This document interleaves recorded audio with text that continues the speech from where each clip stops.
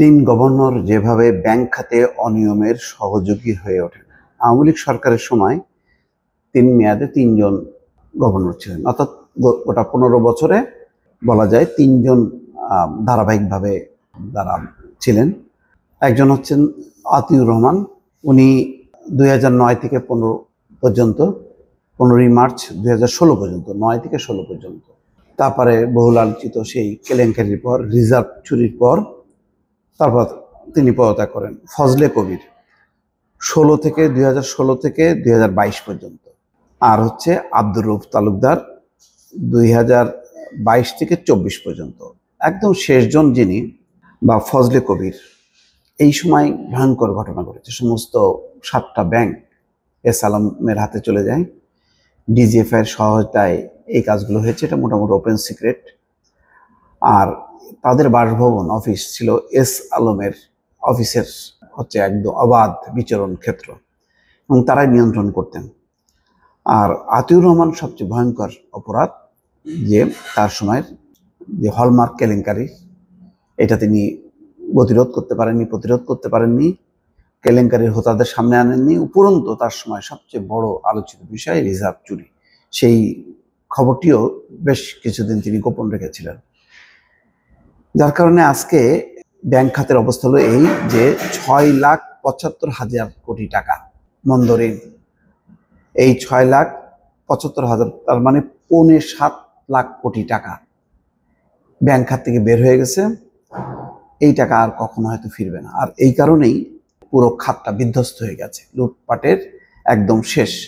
রাষ্ট্রীয় সংস্থার সহায়তায় ব্যাংক দখল হয়েছে, একটি ব্যবসায়ী গোষ্ঠীর হাতেই 7টি ব্যাংক তুলে দেওয়া হয়েছে। এই সুযোগে বড় অঙ্কের অর্থ দেশের বাইরে পাচার হয়েছে। দেশের মূল্যস্ফীতি নিয়ন্ত্রণ, ব্যাংক খাতের তদারকি ও নিয়ন্ত্রণের দায়িত্ব বাংলাদেশ ব্যাংকের। নিয়ন্ত্রক সংস্থাটির সর্বোচ্চ ক্ষমতা গভর্নরের হাতে। তিনি কেন্দ্রীয় ব্যাংক পরিচালনা পর্ষদের চেয়ারম্যানও, মানে অর্থাৎ ব্যাংকগুলো পরিচালনা পর্ষদের তিনি আবার চেয়ারম্যানও। আওয়ামী লীগের 2009 সালের 6 জানুয়ারি ক্ষমতা নেওয়ার দিন গভর্নর ছিলেন বর্তমান অর্থ উপদেষ্টা সালেউদ্দিন আহমেদ। ওই বছর 30 এপ্রিল তার মেয়াদ শেষ হলে নতুন গভর্নর হন আতিউর রহমান। 2016 সালে বাংলাদেশ ব্যাংকের রিজার্ভ চুরির ঘটনার পর তিনি পদত্যাগ করেন। তার সময় রাজনৈতিক সিদ্ধান্তে নতুন ব্যাংক অনুমোদন ও ঋণ পুনর্গঠন সুবিধা দিয়ে বিতর্কিত হয় কেন্দ্রীয় ব্যাংক, অর্থাৎ ঋণগুলো আবার রিশিডিউল করা হয়। তার সময় আবার নতুন ব্যাংকেরও অনুমোদন দেওয়া হয়। 2016 সালে সাবেক অর্থ সচিব ফজলে কবির গভর্নর হলে একের পর এক ব্যাংক দখল হতে থাকে। এসব ব্যাংককে নির্বিচার লুটপাট শুরু করে দখলকারীরা। নতুন ব্যাংক অনুমোদন ও ঋণ পরিচালনায় ছাড় দিয়ে খেলাপি ঋণ গোপন করার কৌশলও দেখা যায় তার সময়।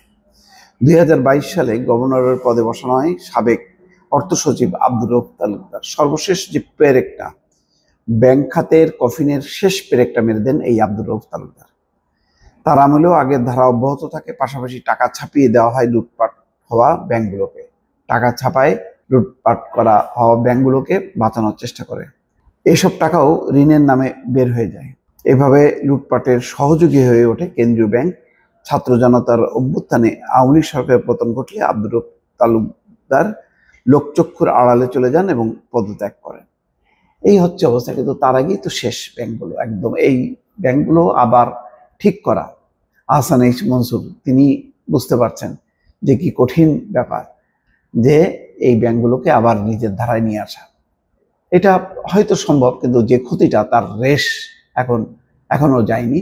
এটা আরো কবে শেষ হবে সেটা বলা মুশকিল। দর্শক ভালো থাকবেন, আল্লাহ হাফিজ।